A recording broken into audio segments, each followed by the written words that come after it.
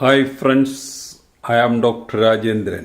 ഞാൻ ഇന്നിവിടെ ഉണ്ടാക്കി കാണിക്കാൻ പോകുന്നത് ഒരു ഗ്രീൻ പീസ് കറിയാണ്. അപ്പോൾ ഈ ഗ്രീൻ പീസ് കറിക്ക് വേണ്ടത് 1 കപ്പ് ഗ്രീൻ പീസ്. ഇത് പുഴുങ്ങി കടകളിൽ കിട്ടുന്ന എല്ലാ മാർജിൻ ഫ്രീ കടകളിലും ഉപ്പിട്ട് പുഴുങ്ങി ഇങ്ങനെ ഗ്രീൻ പീസ് കിട്ടും. അതൊരു കപ്പ്. ഇത് നല്ലപോലെ വെന്തതാണ്. ഒരു വലിയ ഉരുളക്കിഴങ്ങ് പുഴുങ്ങി ഉടച്ചു വെച്ചിരിക്കും. ഒരു സാമാന്യം വലിയ തക്കാളി പുഴുങ്ങി അതിൻ്റെ തൊലി കളഞ്ഞ് അത് അരച്ചു വെച്ചിരിക്കും. പിന്നെ പൊടികൾ 3 പൊടികൾ: 1 ടീസ്പൂൺ മല്ലിപ്പൊടി, 1 ടീസ്പൂൺ മുളക് പൊടി, 1/2 ടീസ്പൂൺ മഞ്ഞൾപ്പൊടി, പച്ചമുളക്, വെളുത്തുള്ളി, സവാള കുഞ്ഞായി അരിഞ്ഞത്, മല്ലിയില, ഇത് ഏറ്റവും അവസാനം ഇടാനുള്ള ഗരം മസാല, പിന്നെ എണ്ണ. ഇനി നമുക്ക് അതിൻ്റെ പ്രിപ്പറേഷനിലോട്ട് കിടക്കാം. ഒരു കടായി അടുപ്പത്ത് വെക്കുക. ഒരു 3 ടേബിൾ സ്പൂൺ എണ്ണ ഒഴിക്കുക. ആദ്യമായിട്ട് കുറച്ച് വേപ്പില ഇടുക.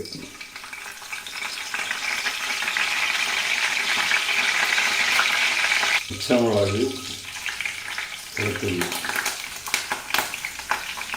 തീ അത്ര വലിയ ഹൈ ഫ്ലെയിമിലൊന്നും ഇല്ല, ഒരു മീഡിയം ഫ്ലെയിം. പിന്നെ അതിലോട്ട് നമ്മൾ സവാള ഇടുക.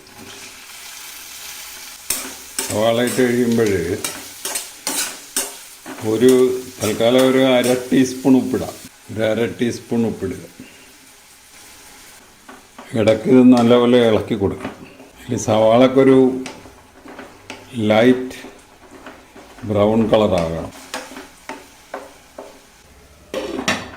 സവാള ഒരു സ്ലൈറ്റ് കളർ ചേഞ്ച് വന്നിട്ടുണ്ട്. ഈ സമയത്ത് നമ്മൾ തീ ഓഫ് ചെയ്തിട്ട് ആ പൊടികൾ അതിലോട്ടിട്ട് തീ ഓഫ് ചെയ്ത് പൊടികളിട്ട്. പൊടികളിൽ നമ്മൾ ഗരം മസാല അവസാനം ഇടാൻ വെച്ചിരിക്കുകയാണ്. അതിപ്പോൾ ഇടണ്ട, അത് ആൾറെഡി വെന്ത സാധനമാണ്. ഇപ്പോൾ ആ പൊടികളുടെ പച്ചപ്പൊക്കെ മാറിയിട്ടുണ്ട്, പച്ചമണമൊക്കെ മാറിയിട്ടുണ്ട്. ഇനി ഇതിലോട്ട് ഉരുളൻകിഴങ്ങ്, തക്കാളി അരച്ചത്, ഉരുളൻകിഴങ്ങ് വേവിച്ച് പൊടിച്ചത്, തക്കാളി പുഴുങ്ങി തൊലി കളഞ്ഞ് അരച്ചത്,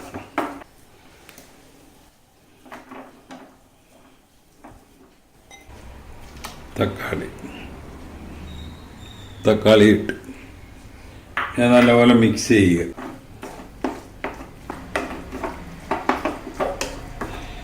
ഇനി അതിലോട്ട് 1 കപ്പ് വെള്ളം ഒഴിക്കും.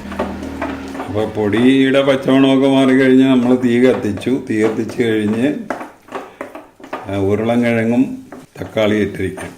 ഇനി ഇതിലോട്ട് 1 കപ്പ് വെള്ളം ഒഴിക്കും. ഗ്രീൻ പീസ് ഇടുക.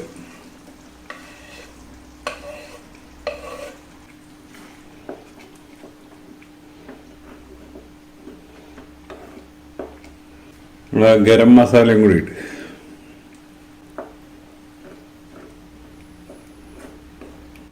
ഈ കറി മെയിനായിട്ട് ഒരു ചപ്പാത്തിയുടെ കൂടെ കഴിക്കാം, പിന്നെ ബ്രെഡിൻ്റെ കൂടെ കഴിക്കാം, പിന്നെ നമ്മുടെ ചോറിൻ്റെ കൂടെ കഴിക്കാം.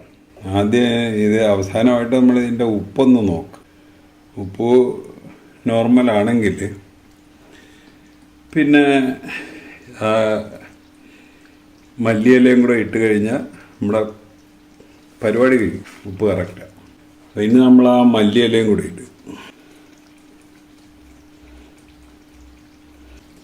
തീ ഓഫ് ചെയ്യുക. 15 മിനിറ്റ് അങ്ങനെ ഇരിക്കട്ടെ. ഗ്രീൻ പീസ് കറി റെഡിയായി. ഈ റെസിപ്പി അനുസരിച്ചൊന്ന് ഉണ്ടാക്കി നോക്കുക. ഉണ്ടാക്കി നോക്കിയിട്ട് ഇഷ്ടപ്പെട്ടുവെങ്കിൽ ഞങ്ങളുടെ ചാനൽ സബ്സ്ക്രൈബ് ചെയ്യുക. വേറൊരു വീഡിയോ ആയിട്ട് നമുക്ക് വീണ്ടും കാണാം. Thank you. അപ്പോൾ ഒരു 15 മിനിറ്റ് കഴിഞ്ഞ് നമ്മളിത് സെർവ് ചെയ്താൽ മതി.